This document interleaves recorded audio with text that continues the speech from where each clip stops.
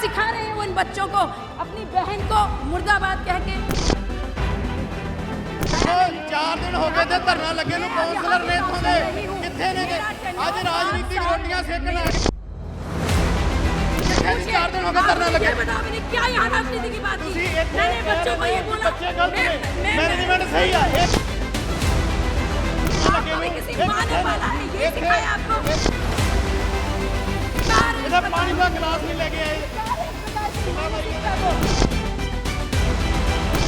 ਗੱਲਬਾਤ ਕੀਤੀ ਬੱਚਿਆਂ ਨੇ ਸਾਫ਼ ਸੁਥਰਾ ਇਹ ਕਿਹਾ ਕਿ ਜਿਹੜਾ ਪ੍ਰਿੰਸੀਪਲ ਹੈ ਇੱਕ ਨੇਤਰਹੀਨ ਹੋਣਾ ਚਾਹੀਦਾ, ਕਿਉਂਕਿ ਇੱਕ ਨੇਤਰਹੀਨ ਨੂੰ ਹੀ ਨੇਤਰਹੀਨ ਦਾ ਦੁੱਖ ਪਤਾ ਹੈ।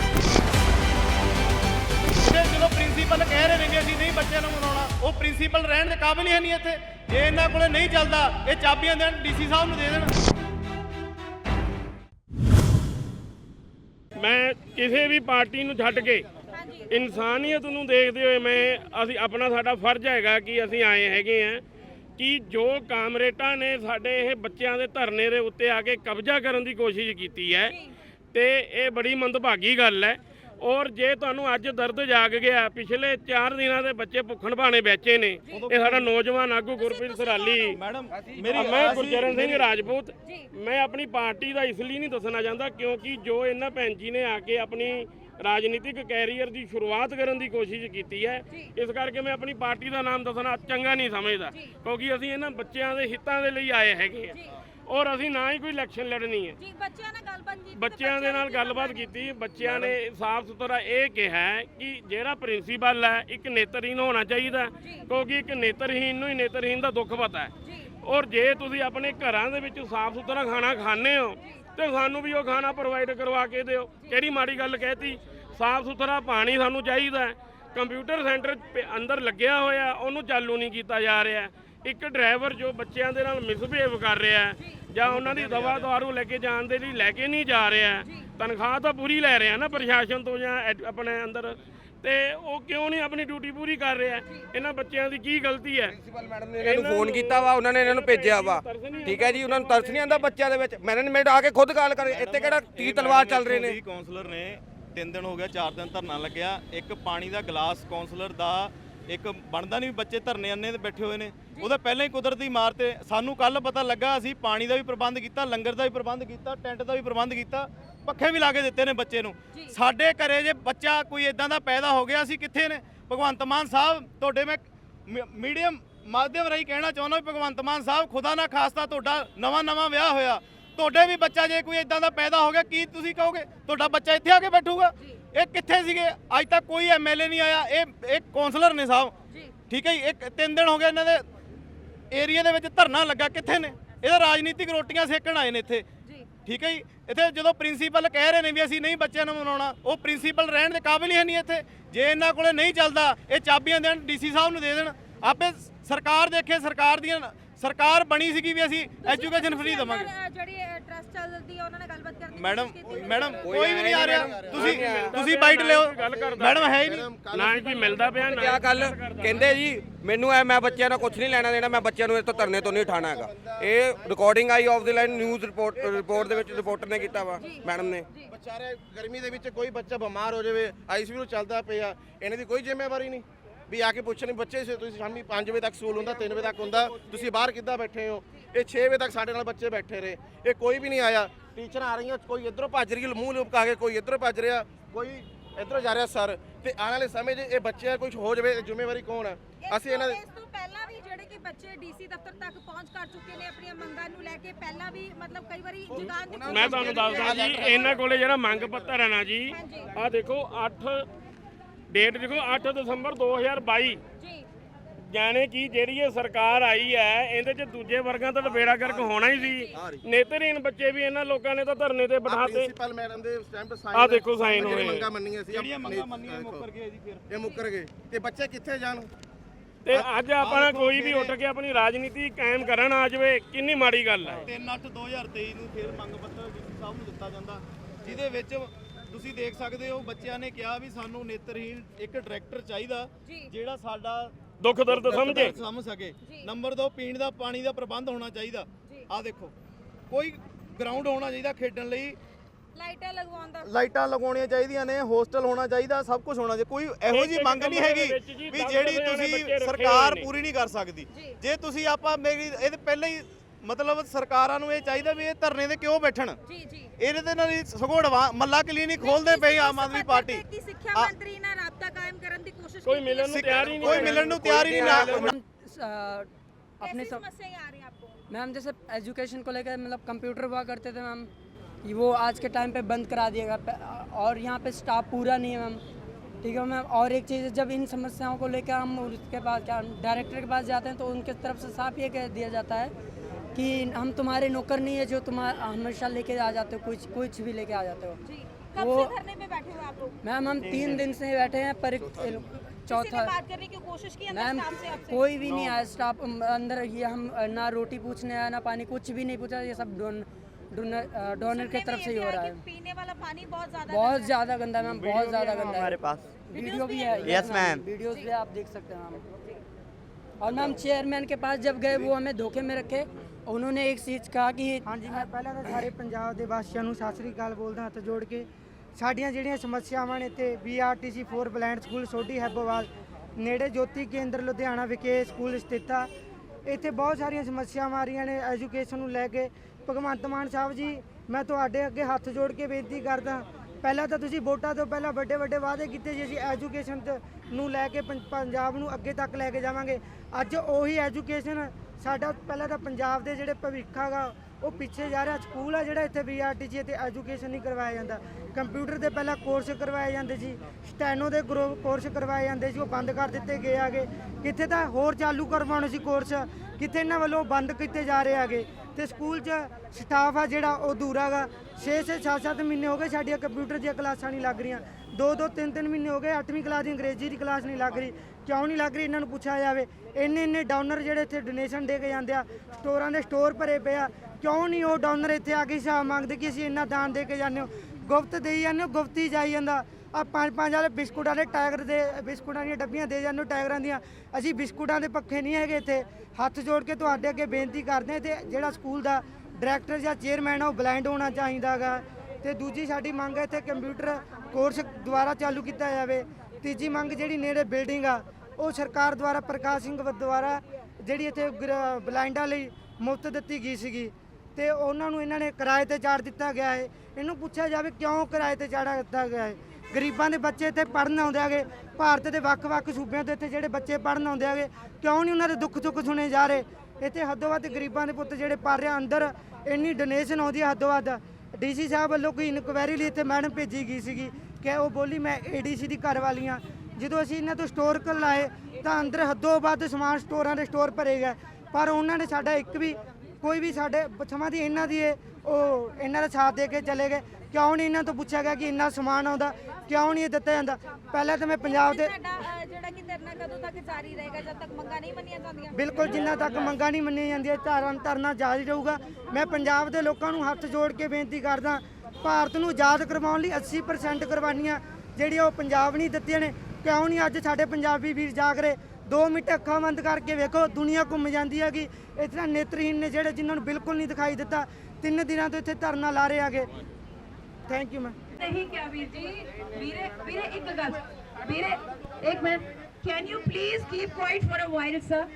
एक विद ड्यू रिस्पेक्ट, मैं राजनीति में हूँ, मैं बीजेपी ਮੈਡਮ ਇਹ ਤਾਂ ਸਾਰੇ ਭਰਾ ਆਏ ਨੇ। ਰਾਜਨੀਤਿਕ ਮੰਗਾ ਕੋਈ ਨਹੀਂ ਹੈ। अपनी बात कर रही हूँ। ਇਹਦੇ ਚ ਵਿੱਚ ਆਪ ਅਸੀਂ ਮੈਡਮ ਸਵੇਰ ਦੇ ਕੱਲ ਦੇ ਲੱਗੇ ਹੋਏ ਆ, ਨਾਲੇ ਲੰਗਰ ਦੇ ਰਹੇ ਨਾਲੇ ਤੁਹਾਨੂੰ ਮੈਡਮ ਇਦਾਂ ਨਾ ਕਰੋ। मैं अपनी गल कर रही हूँ। ਤੁਸੀਂ ਬੱਚਿਆਂ ਨੂੰ ਕਹਿ ਰਹੇ ਨੇ ਗਲਤ ਹੈ ਕਿਉਂ ਬੱਚੇ ਨਹੀਂ ਨਹੀਂ ਮੈਨੇ ਤਾਂ ਨਹੀਂ ਭੇਜਿਆ। ਮੈਨੇ ਇਨਸਲਟ ਕਰ ਰਹੇ ਹੋ। ਇਨਸਲਟ ਕਰ ਰਹੇ ਹੋ। ਪ੍ਰੂਫ ਹੈ ਮੈਡਮ, ਪ੍ਰੂਫ ਹੈ ਮੈਡਮ। 74 ਲੱਖ ਰੁਪਏ ਦੀ ਗ੍ਰਾਂਟ। ਹਾਂਜੀ ਹਾਂਜੀ ਦੇਖੋ I am from a political party. मैंने सिर्फ अपने को मेंशन किया है कि मैं इसमें राजनीति नहीं चाहती बिल्कुल भी, कि कोई भी पार्टी कल को ये सोचे कि ये किसी पार्टी विशेष की तरफ से। मैं बच्चों के लिए चिंतित हूँ।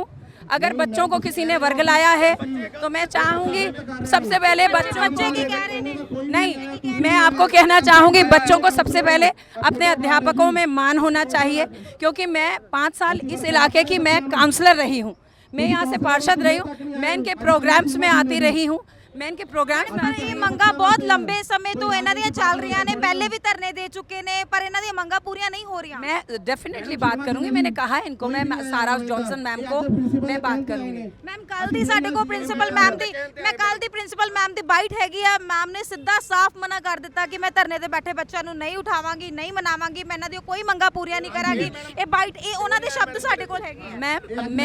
मैं इंटरवीन करूंगी बच्चों के बिहाफ पे, क्योंकि हमारा बच्चा भारत का भावी भविष्य है, ठीक है ना। हम भावी भविष्य के साथ इस प्रकार के खिलवाड़ नहीं कर सकते। बच्चों को इस तरह के एजिटेशंस में लाकर ये भारत जितना पीछे जाता है, जब हम अपने काम को छोड़ देते हैं, अपना व्यवहार बिगाड़ लेते हैं, बच्चों के साथ हम जो बड़े हैं, हम विवेकी हैं, हम उनको सही रास्ता दिखलाएं। ਤੁਸੀਂ ਹੁਣ ਗੱਲ ਕਰਨ ਦੀ ਕੋਸ਼ਿਸ਼ ਕੀਤੀ ਤੇ ਬੱਚੇ ਕੀ ਕਹਿ ਰਹੇ ਨੇ? बच्चे मेरे पे विश्वास करते हैं। उन्होंने कहा आप जो कहोगे मेरा पूरा प्रयास रहेगा। मैम सारा जॉनसन से मेरी अभी तक बात नहीं हुई है, मैं उनके साथ कांटेक्ट करूंगी और जो बच्चों की बात है उन तक जरूर पहुंचा के जो भी लेटेस्ट हमारा जो भी होता है वो आई लेट यू नो। नहीं, मैं आपको बताती हूँ, I was passing by through this passage. मेरे पास, मैं इस मार्ग से गुजर रही थी, मैंने बच्चों को बैठे देखा, तो मैंने आके ही इनसे सारा का सारा जो प्रॉब्लम है,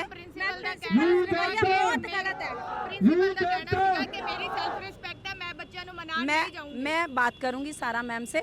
हम उनका मान रखते हुए, क्योंकि वे उम्र में भी हमसे बड़ी हैं और उन्होंने देखिए ब्लाइंड बच्चों की उन्होंने सेवा की है। ਉਹ ਕਹਿੰਦੇ ਬੱਚਿਆਂ ਨੂੰ ਕੁਝ ਵੀ ਹੋ ਜਾਵੇ ਮੇਰਾ ਕੋਈ ਮਾਮਲਾ नहीं है। ऐसा क्या उन्होंने ऐसे शब्दों का यूज किया? मैं अगर सुनिए, कोई बात नहीं, मुझे पूरा विश्वास है कि हम अपने प्रेम से, अपने आदर से उनको मना पाएंगे और ये उनके बच्चे हैं, किसी और के नहीं है। आश्वासन देने बोला मेरे मैं आश्वासन इस बात का मैं नहीं दे सकती, मैं ऑथराइज नहीं हूँ, पर मेरा प्रयास रहेगा इन बच्चों को जो ये शिक्षा का अगर ये हक मांगते हैं तो इनका हक है। ये हमारा समाज का हमारा कर्तव्य बनता है कि एक तो नेत्रहीन बच्चे हैं, जो ये कंप्यूटर इन्होंने मांगा, हम कंप्यूटर पढ़ना चाहते हैं, इंग्लिश पढ़ना चाहते हैं, ये बिल्कुल जायज़ मांगे हैं। क्यों काम नहीं हो पा रही, पर हमें दूसरा पार्ट भी सुनना होगा, क्यों नहीं हो पाया ये, ठीक है ना। तो मैं चाहूँगी इन बच्चों के कंप्यूटर क्लास भी हो, इंग्लिश की क्लासेस हो, और साथ में ये जो बच्चे चाहते हैं, जो इनको वैन की सुविधा चाहिए, वो सब इनको क्यों नहीं मिल पा रही। ਜਾਣ ਦੇਣਗੇ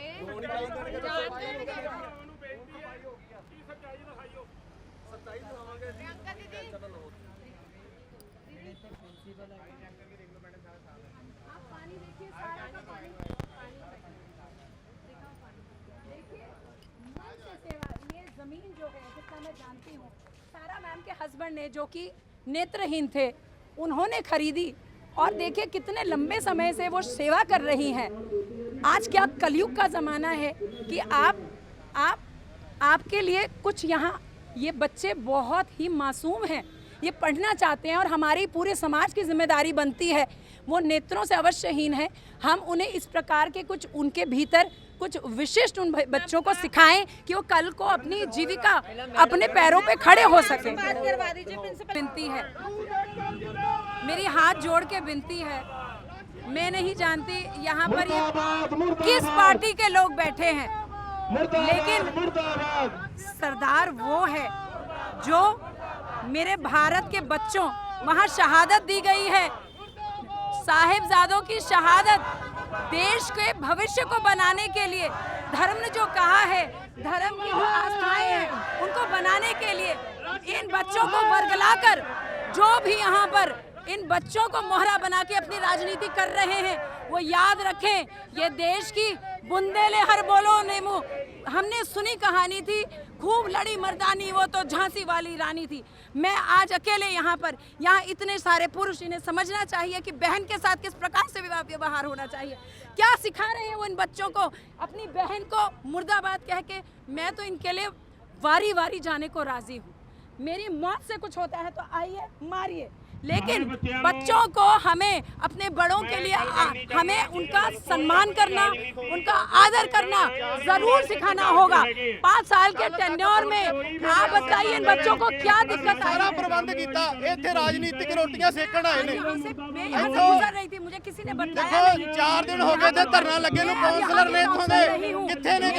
ਅੱਜ ਰਾਜਨੀਤਿਕ ਰੋਟੀਆਂ ਸੇਕਣ ਆ ਗਏ। ਕਰੋ ਕਲਾਸ ਦਾ ਪਾਣੀ ਤੱਕ ਬੱਚਿਆਂ ਲਈ ਨਹੀਂ आज यहाँ पर ਪ੍ਰਸ਼ਾਸਨ ਦੀਆਂ ਗੱਲਾਂ ਕਰਦੇ ਨੇ, ਇਹ ਕਰਨਗੇ। आप इनसे पूछिए, आप इनसे पूछिए। 4 दिन हो गए धरना लगे। ये बताओ मैंने क्या यहाँ राजनीति की बात की? ਤੁਸੀਂ ਇੱਥੇ मैंने बच्चों को ये बोला ਬੱਚੇ ਗਲਤ ਨੇ, मैं ਮੈਨੇਜमेंट सही है, ਇਹ ਕਹਿ ਰਹੇ ਨੇ ਬੱਚੇ ਗਲਤ ਨੇ। इनसे पूछिए ਉਹ राजनीति ਬੱਚਿਆਂ क्या होती है? नहीं नहीं, बताओ। 4 दिन हो गए थे धरना लगे आपको भी ਨੂੰ। किसी माँ ने पाला है, ये सिखाया आपको? ਇੱਥੇ ਧਰਨਾ ਲੱਗੇ ਨੂੰ, धिक्कार है इस ਇਹਦਾ प्रकार ਪਾਣੀ ਦਾ ਗਲਾਸ नहीं लगे आए। धिक्कार है इस प्रकार की गिलावारियां मानसिकता को। सभी बच्चों ने मुझे प्रणाम किया। यहाँ सबने कहा 5 साल हमारे पास आती रही हैं। दीदी राशि अग्रवाल आई हैं, वो देखते नहीं है, उन्होंने मेरा नाम लिया, उन्होंने मुझे ये कहा चुप करिए। धिक्कार है आपके इस प्रकार की। मेरे साथ बच्चों ने मुझे बच्चे माफी मान मांगणगे, किया है। बच्चे क्यों माफी मांगणगे?